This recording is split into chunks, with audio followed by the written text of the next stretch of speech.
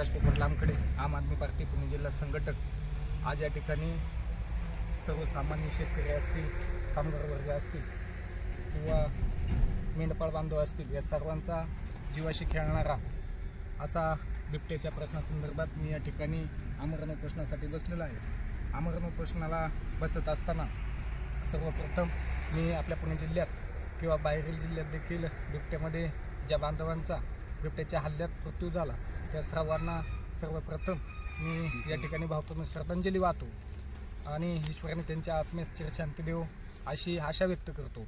हे उपोषण करत असताना आज या ठिकाणी पुणे जिल्हा आम आदमी पार्टीचे पुणे जिल्हा अध्यक्ष आदरणीय वैभवजी टेमकर, त्याचप्रमाणे मंगरूळ गावचे माजी तंटामुक्ती अध्यक्ष सुखदेव नाना लामखडे, त्याचप्रमाणे खंडेश्वर पतसंस्थेचे संचालक आदरणीय प्रभाकर शेठ नायकोडी, त्याचप्रमाणे प्रगतशील शेतकरी जयसिंग नाना लामखडे, तसेच मंत्रावरून देखील या ठिकाणी पुणे जिल्हा आम आदमी पार्टीचे संघटक गोर काका या ठिकाणी उपस्थित आहेत। मी उपस्थित सर्वांचं आभार व्यक्त करतो आणि या उपोषणाला नक्कीच आपल्या सर्वांच्या माध्यमातून विशेष असं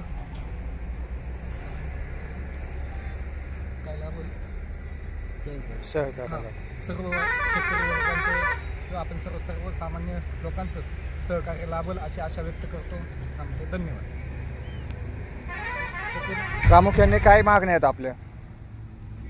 सचिन भाऊ, मी तसं काल सांगितलंच आपणाला, प्रामुख्याने या ठिकाणी माझ्या तर 10 मागण्या आहेत। त्यामध्ये सर्वप्रथम पहिली मागणी अशी असेल, मृत व्यक्तींच्या कुटुंबाला 1 कोटी रुपयाची मदत ही शासनाच्या माध्यमातून झाली पाहिजे। तसेच दुसरी मागणी त्या ठिकाणी अशी आहे, शेळी किंवा लहान वासरू यासाठी 15,000 रुपयाची नुकसान भरपाई देण्यात यावी।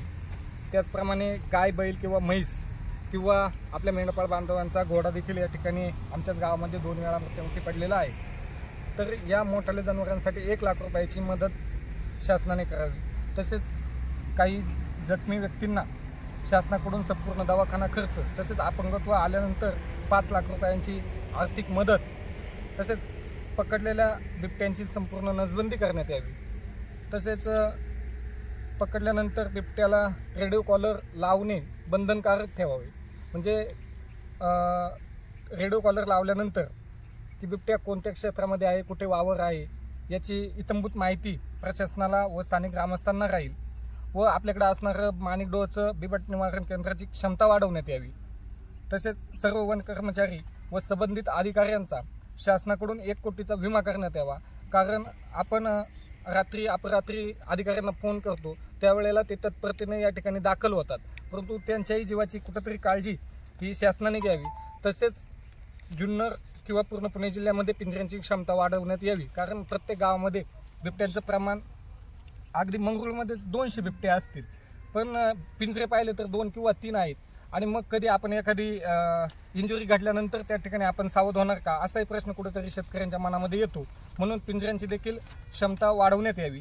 तसेच तालुक्यात बिबट संघर्ष समिती स्थापन करावी व त्या समितीवर प्रत्येक गावचे पोलीस पाटील व सरपंच यांना घ्यावे आणि गावात पकडला गेलेला बिबट्या समिती सदस्यांच्या उपस्थितीमध्ये माणिकडोह बिबट निवारण केंद्रामध्ये सोडवण्यात यावा व त्याची पोच ही ग्रामपंचायतला देण्यात यावी। अशा काही ठराविक मागण्या घेऊन मी या ठिकाणी आज सकाळी 10 वाजता आमरण उपोषण सुरू केलेलं आहे। आतापर्यंत कोणी दखल घेतली? काही कॉल वगैरे तुम्हाला? नाही, अजून तर कोणाचा कॉल प्रशासकीय लोकांनी काही नाही, काहीच नाही। हा लढा कुठपर्यंत राहणार आहे आपला? निर्णय होईपर्यंत। आमरण उपोषणाचा निर्णय आपण घेतला। हो। हा निर्णय घेत असताना आपला मुख्य हेतू आपण या ठिकाणी सांगितलेला आहे। हो।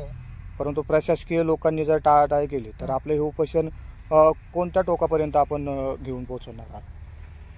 आता सर्व संबंधित विभागाला, पोलीस स्टेशन असेल, तहसील असेल किंवा वन विभागाचे दोन्ही डिव्हिजन ऑफिस असतील, यांना मी पत्रव्यवहार केलेला आहे। तसेच वनमंत्री यांना देखील पत्रव्यवहार केलेला आहे।